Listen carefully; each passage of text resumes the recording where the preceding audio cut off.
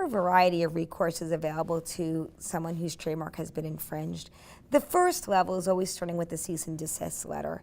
But these days, brands have become more and more conscious as to what kind of letter to send, because a lot of big brands have just sent an overreaching letter to a small company that really, yes, they were infringing, but did they need an over-the-top letter with all of this legalese about the Lanham Act sent to them?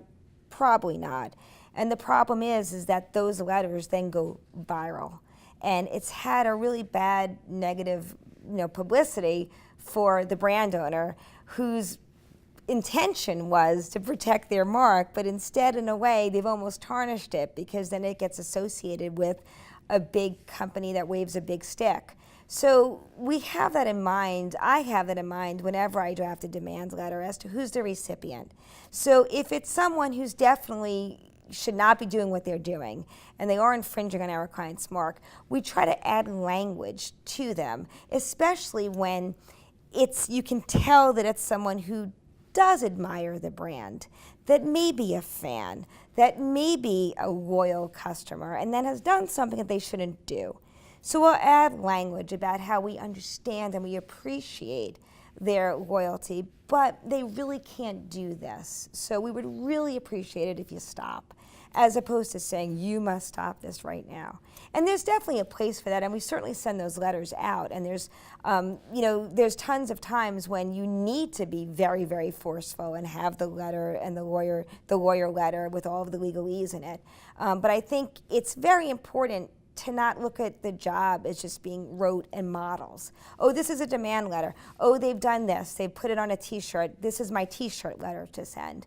You have to look at every single circumstance through the lens of who is the recipient and what is the infringement on the scale of 1 to 10. Where does this fall? And let's think about if this letter ends up online, how is the client going to look? And when you come to the conclusion that it's okay for this letter to go online, even though it's harsh and strong, you send the letter, because it's definitely appropriate times to do that. But other times, it's better to kind of pepper it with some soft language where you still make your point of you need to stop. In addition to sending a demand letter, if that doesn't resolve a problem, another recourse for a client is to really start a litigation. And there's two types that I generally handle, ones that are before the trademark office that are just about whether or not this mark should register, and the others are in court. And because trademarks are governed by a federal statute, I tend to have my cases all be in federal court. And you start a litigation, and then you hope for the best. And these days I'm finding that more and more litigations are settling early on, and you're able to get either a compromise or an early decision, an early injunction, as opposed to having to go all the way to trial.